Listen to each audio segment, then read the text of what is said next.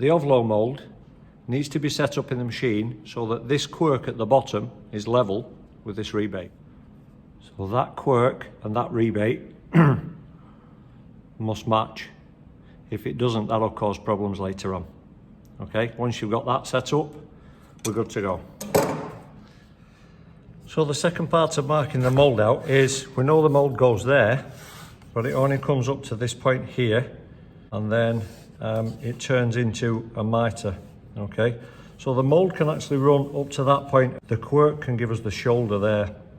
It doesn't want to go past that point there. So if we place the timber back on to the drawing in line with where it was initially, which is there, then we just need to put a mark on there to say, let's stop the moulding probably about there.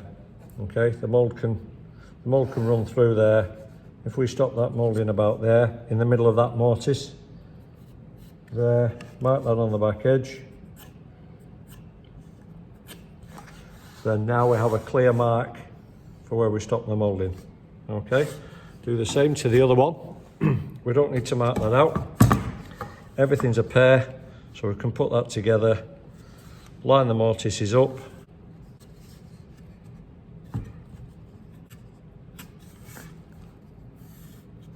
Okay, so now we have the point where the moulding comes up to. Okay, so we need to run a mould on the back of there up to that point, and this one up to this point.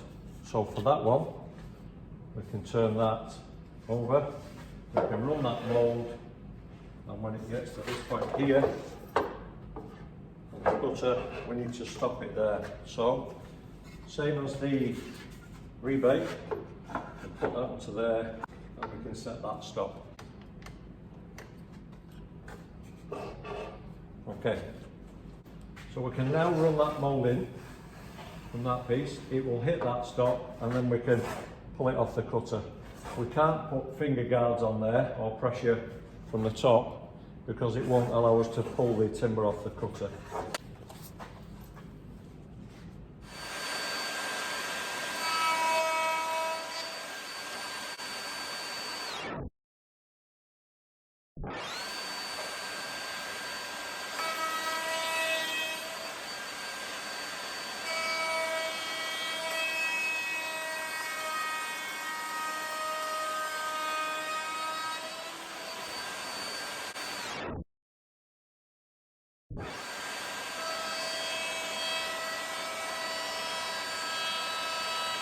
So that's the mould, that's the Ovolo mould, all the way up to the line, which is there, and then we'll do the other piece. So for the other side, we're going to mould this section. So we can't push the timber through that way because we're not moulding the top.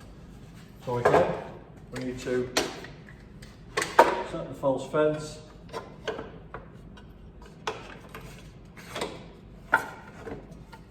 I'll turn that around. Okay, so our mark is there. So I know that if I put that mark towards the end, left hand edge of that cutter, which is about there, move that along to there, that looks about right.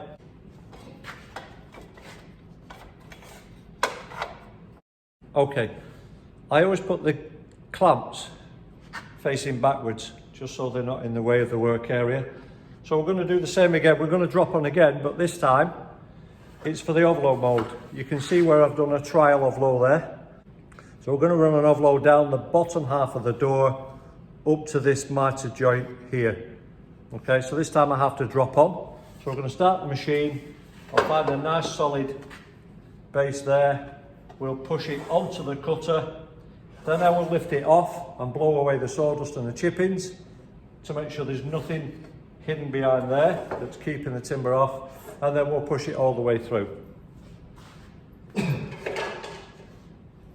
Always make sure you've got a push stick within arm's reach before you start the machine. Never start the machine with the timber in contact with the cutter.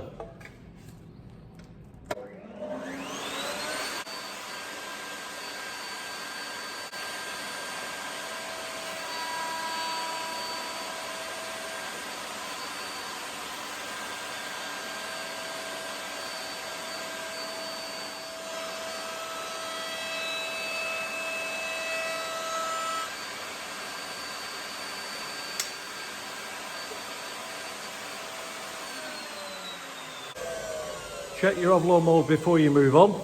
That looks okay. Sometimes it's worth doing a second pass just to take any slight undulations out. That's landed right at the other side of that joint. That was my further mark, so that's fine. So that's the two technical ones done. The next ones now are just straight through. So for that, we can take off the false fence. Get rid of that. And now we can set the machine up again. We've got the mark, so I can't go wrong. That's going to go that way. We'll set up the finger guards.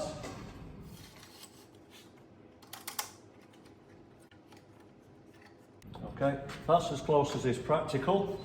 The finger guards are holding it down.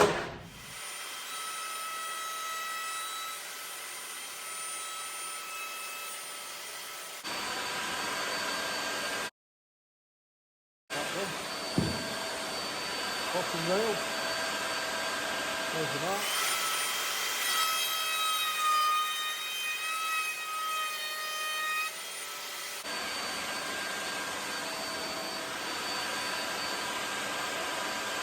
Slight bump there.